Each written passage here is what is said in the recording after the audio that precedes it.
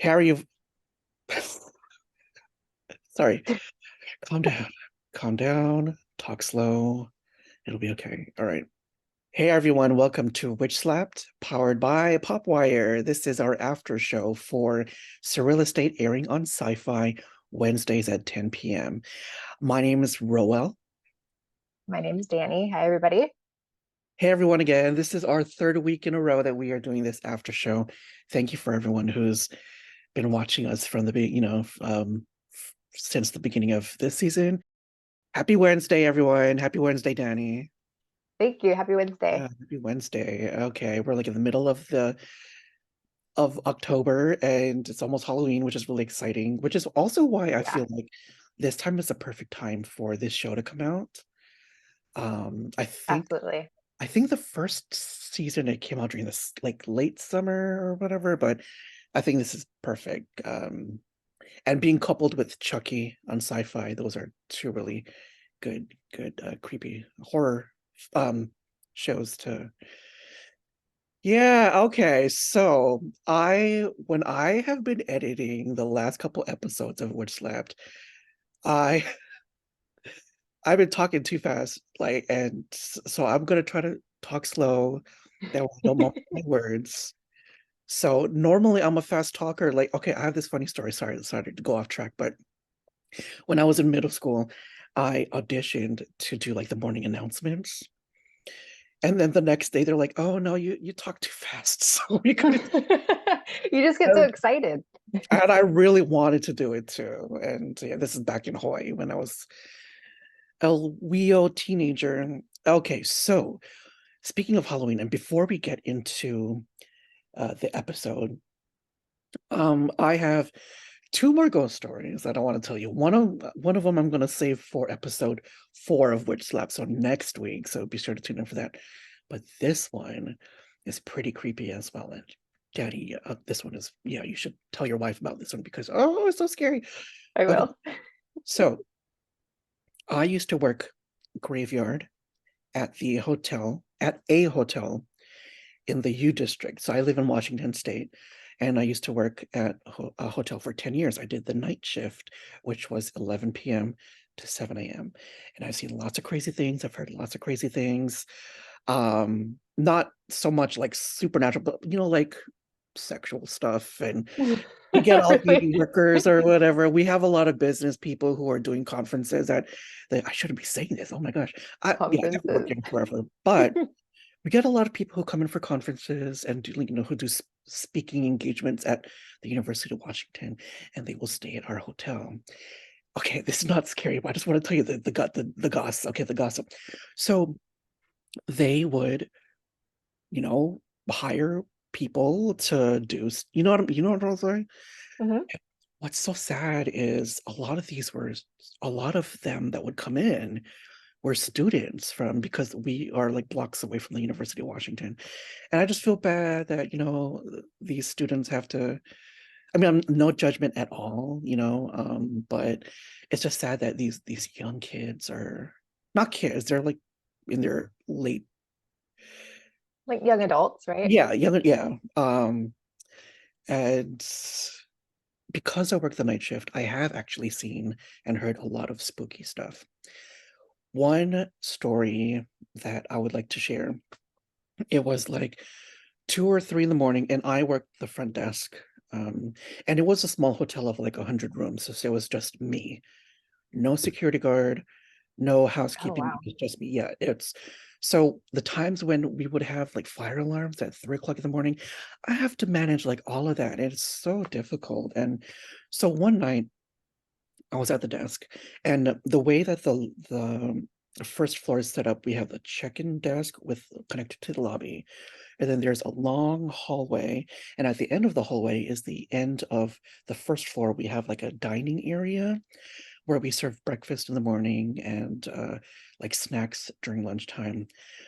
Okay, so one time at around 2 or 3 in the morning, I was just doing my shift duties, reconciling credit card statements or whatever for guests who are staying at the hotel. And then I hear this baby crying in the dining area. So I'm like, oh, like, oh, poor baby. And the mom or the dad probably, brought the baby down to the dining area because they didn't want to bother their spouse in the room. Because again, this is 2 or 3 o'clock in the morning. Mm, So I was figuring like the mom or dad just took the baby down because it was fussing around and didn't want to wake up their spouse in the room. So the baby was crying it didn't bother me because there was no one else in the lobby besides the baby and whoever was with the baby and then me. And we were at opposite ends of the first floor. But then again, that hallway, long hallway, so I could, the crying was trailing down. And then mhm. after a few minutes, I'm like, you know what? They're in the dining room anyway. Let me go up and offer some milk from our fridge, like heat it up so that, the mom or dad can feed it to the baby. So as I'm walking up,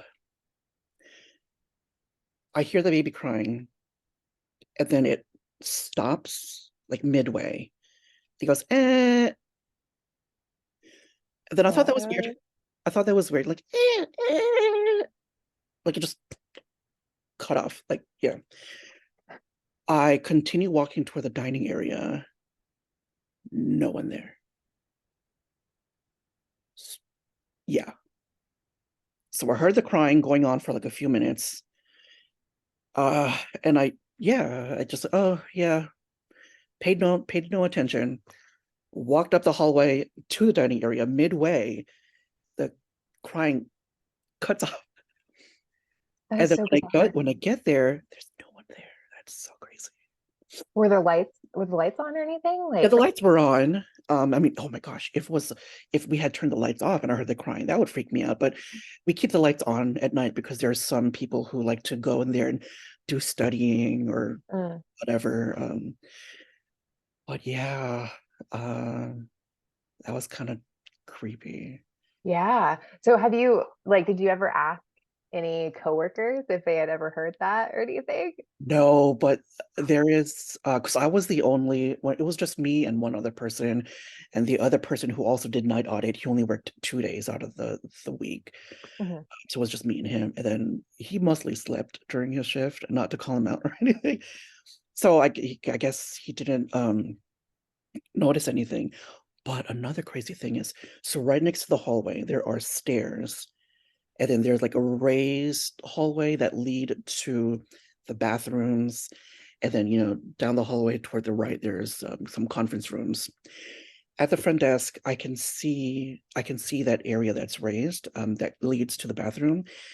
And I swear, in my peripheral vision, I can always see people like running toward the bathroom area. So a few times I would see people running in there, and we got a lot of young teenagers who stay, and they always like fuck around in the hotel. That was so annoying. So it's like, oh, these damn teenagers are fucking around in the hotel again. Let me, and I saw someone run in one of the bathrooms, and I didn't see them come out. So after like 30 minutes, like, okay, what's going on? You know, why haven't they come out yet? Are they like shooting up or whatever? Um, and I went into the bathroom, I checked both, and there was no one Wow. there. And I thought I was the only one. But then the lady who worked the night shift before me, Yeah. I asked her, I was like, oh, did you see? I didn't even say specifically what I saw. I asked her, have you noticed anything different at night? And she's like, yeah, I always see people running to the bathroom or whatever. And without even me saying that, oh, Wow. I feel like we need to do like a deep dive into the history of this hotel. right, yeah. And then if anyone watching this wants to share a story, we want to hear your stories too.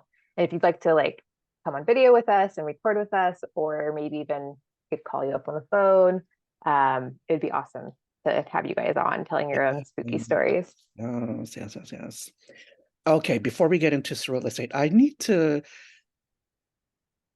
a flashback, I guess, to last week's episode. It was so funny, and me as myself and Danny had mentioned, it's one of our favorite episodes of this series so Yeah. far. It was a show within a show, and we had Kit Rampart. I keep thinking Kit Walker. I'm not sure why, but it's Kit Rampart. He is the host of the ghost hunter show called Spirit Stalkers Paranormal PI. And you know, on social media, the director and executive producer kept tweeting, "Do y'all want a spinoff of this? Because I really want a spinoff of this." And so, would you watch a show like that if it were to be on Sci-Fi? Oh, heck yeah. Mhm. I would love that. I love Kit's character. I think he's hilarious. Mhm. And doing sort of like it'd almost be like a mockumentary, Yes. the ghost shows that we see on like the Travel Channel. I think, yeah, that Mhm. would be very fun. Have you seen the show What We Do in the Shadows on FX? Or No. have you seen the movie? If Mm-mm. this show, it's so funny. So it's basically The Office, kind of like The Office, but it's with vampires going about their everyday lives. Like, you know, it's just so funny. It's from Taika Waititi, who's Oh, great. okay. Definitely check it out. It's like 4 or 5 seasons on Hulu. So good. It's So called funny. What We Do in the Shadows. I'm What gonna We write Do it in the down. Shadows. What's so good. Um, but yeah, if this show, Spirit Stalkers Paranormal PI, is kind of like that, I would love it so much. And the director EP, Danishka Esterhazy, she even showed off that she had a t-shirt with the Yeah. PI logo. And I think you had mentioned that you wanted a shirt like that, right? Yeah. Um, I really hope they do order it. I hope Sci-Fi orders it to series. I'm hoping what I mentioned on social media was I'm hoping that this episode served as a what they call in the TV industry a backdoor pilot, and Hmm. then you know the network sees how the episode was received, and if people like it, then it will be it has potential to be a series on Oh, the awesome. show. So I hope it gets ordered to series. And as you saw, it's the Kit Rampart. He sort of had an attraction to Zoe. Yeah. Would be fun if Savannah Bosley, who plays Zoe, goes on that show as well. Yeah, do like a She crossover. needs another show. She so far she's in SurrealEstate, and then she's also in Reginald the Vampire. Hmm. Which, by the way, if you're in Canada, first season of Reginald the Vampire is right after SurrealEstate. So stick around, and it's your double dose of Savannah Bosley. Um, it's a fun show. Um, SurrealEstate is a lot better, but uh, and I want the show to be ordered. I want Spirit Stalkers Paranormal PI to be ordered to series so bad that I actually created socials for it. Did you? Oh my God, that's so cool. I redid the logo and everything, photo Wow. everything. So I'll put the graphic here right now so you guys can see it. Yeah. All right. So now let's get into episode 203 called The Yeah, Butler. let's do it. And Danny, take it away. Yeah, so the description of the episode is when a client is taken hostage by a vengeful ghost, the Roman agency must solve a decades-old murder mystery to save him before it's too late. This episode was written by Duana Taha, directed by Danishka Esterhazy, and music was by Spencer Crean. Okay, so I have a few favorite moments from this episode, but ladies first, go ahead. Okay. What is it? Let's see. I think my favorite part was actually later on in the episode when Tolliver visits Susan in a dream. Mhm. Um, and he basically tells her that there's something like magical about your home. So we're starting to learn that like the home, it's not just some sort of corrupt AI. There is something supernatural happening. Mhm. Um, and then they have like this really tender moment when Tolliver is explaining what happened with Genevieve. So that kind of gets you in the heartstrings. Mhm. Um, and then we learn that the reason why he was probably able to visit her in the dream was because he had passed away. Mhm. So I think that's probably my favorite moment. Just Tolliver being able to explain his side of it, and then of Mhm. course when Susan is able to explain what happened to Genevieve. Right. Um, yeah. And that's what something I was questioning too, like the timing of it, because at the end we do, Genevieve says he is free, then we see that Tolliver is dead. So I'm not sure how long he was dead, but that would make sense if he was dead the whole time. That way, that's way that that's how he was able to visit Mhm. Susan in her dreams in that house. So, Danny, I'm wondering, with that new power that she has, dreaming, being able to communicate with dead people in her dreams, in her house, how do you think that will help the Roman agency? Oh, that's a good question. Um,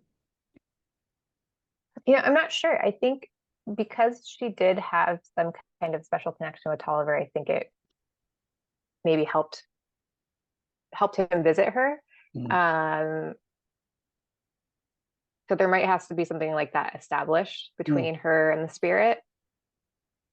But I don't know. It would be awesome if she learned how to use it so that they could, yeah. help in other haunting Right. situations. You know what I'm wondering now, literally in this moment? So, might might not be a spoiler alert, but the actor who plays Luke's dad, as we mentioned before, he does come back this season. We That's don't right. know like what capacity or whatever. And it's not a spoiler because he did interviews on like news stations that he was coming back in season two. But I'm wondering now if he actually visits Susan in a dream and he doesn't Oh, wow. probably reunite with Luke. I'm hoping for a reunion with Luke, but I'm wondering if this introduces a way for her to maybe that will actually bring Susan and Luke closer. Yeah, Uh, that would be a great way to do that. like, oh, I've been seeing your dad in my dreams and blah blah blah. And yeah. Yeah, because the relationship between Susan and Luke has become very contentious. Like Hmm. there's Hmm. yeah, there's a lot of tension there. Yeah. One of my favorite parts in this episode was when Zoe, played by Savannah Basley, finally like opens up to Luke and tells him that she got her real estate license. And I am loving the support that he gave her. He said that, or she said, would you hire me in a heartbeat? And he said, you're already hired. We just need to figure out staffing. And so all those 3 months of studying paid off. So I love that we get to see Zoe out of the office and into the Mhm. field. And so yeah, hopefully there's much more for her to do, and more adventures and stuff. And he says, I'm super proud of Yeah, it's very you. Yeah, sweet. I love it. Oh my God, they're all so sweet with each other. Okay. Um, Another part that I loved was we got to see a flashback. The first time when Susan is dreaming, we got like a flashback of when she was a little girl and her dad Mhm. is playing the piano, and the dad is playing Susan's theme. I don't know if you've heard of Susan's theme. It's on SurrealEstate Volume 1 of the soundtrack, and it's one of my favorite tracks from Spencer Crean from the soundtrack. And he plays Susan's theme, and we actually hear it throughout the first 4 episodes in different variations. Mhm. When it's played on the piano like that, it's so beautiful. And Spencer Crean, the composer, I know you're watching.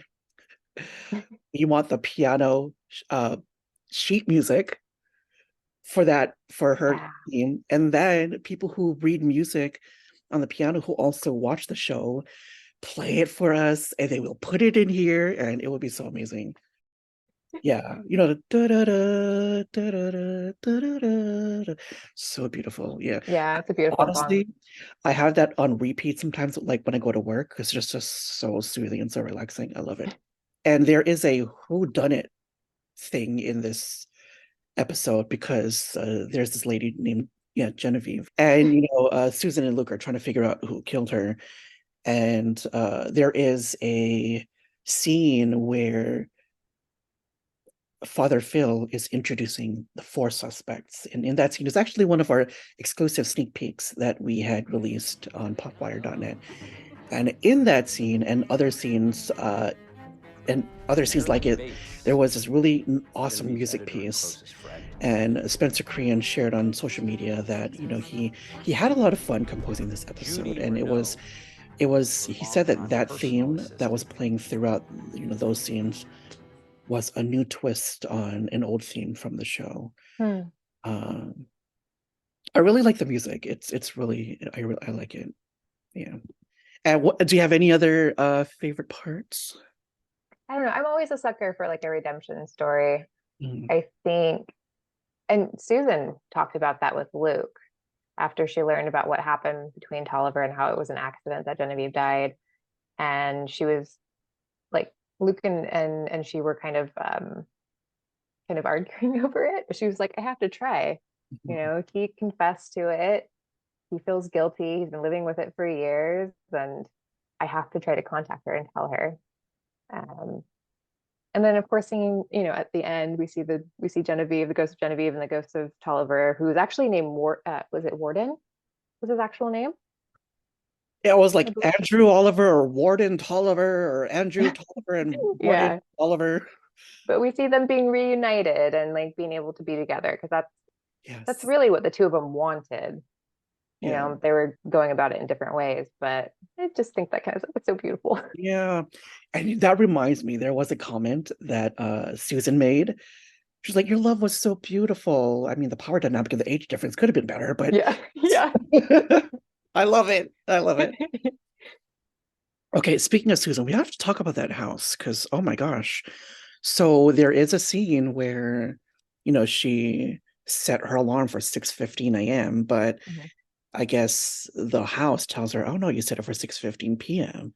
But I think the house is doing that intentionally. I think it like set Yeah, schedule.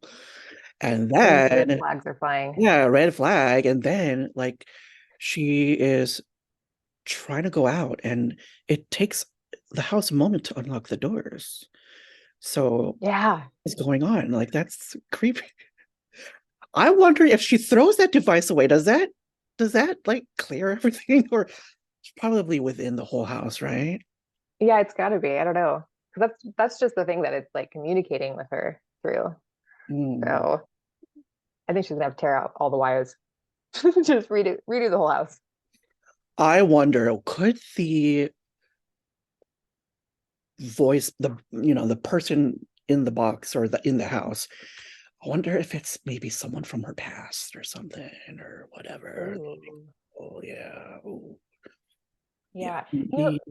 the interesting thing too, because we kind of think that it's a supernatural scenario that's happening. Yeah, for sure, for sure. But I think even in this episode, at one point, the characters talk about how the ghosts will communicate only through like older telephones and older like I don't know Mm, gadgets and things. hmm. And like suddenly we have this supernatural entity that's speaking through brand new house technology.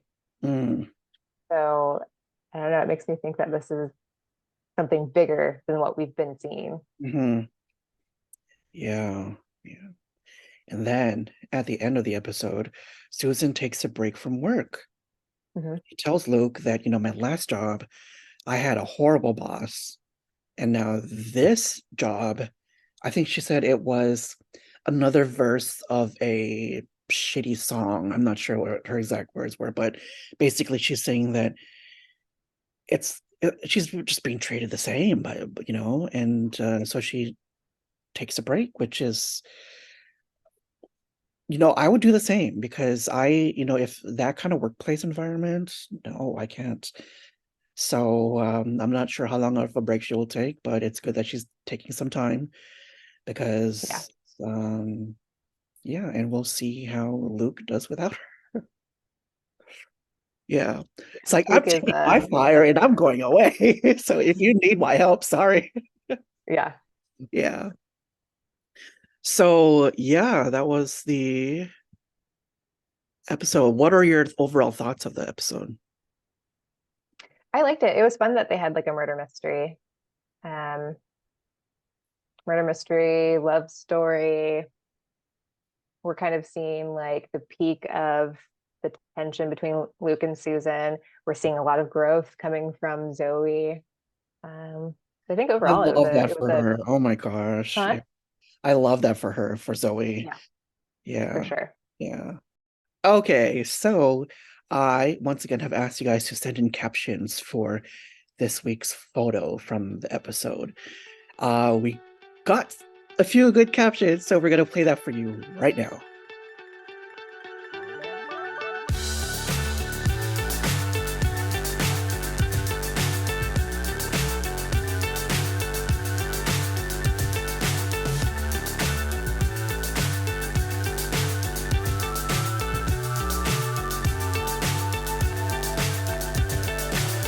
so high I'm hypnotized.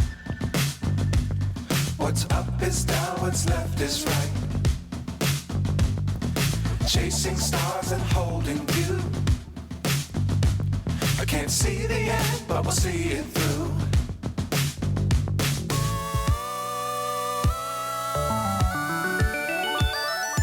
Flying, get on board. We're smiling on top of the world.